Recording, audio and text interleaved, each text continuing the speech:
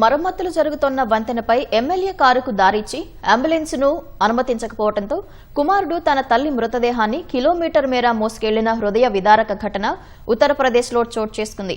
హమీర్పూర్ జిల్లాలోని యమునా నదిపై శిథిలావస్థలో ఉన్న కాన్పూర్ సాగర రహదారి మరమ్మతులను అధికారులు చేపట్టారు.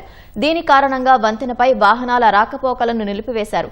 పాదచారులు వెళ్లటానికి మాత్రమే అనుమతించారు. దీంతో వంతెనకు ఇరువైపులా వాహనాలు నిలిచిపోయాయి. ఈ క్రమంలో ఓ మృతదేహాన్ని తీసుకెళ్తున్న అంబులెన్స్ కూడా ఆగిపోయింది.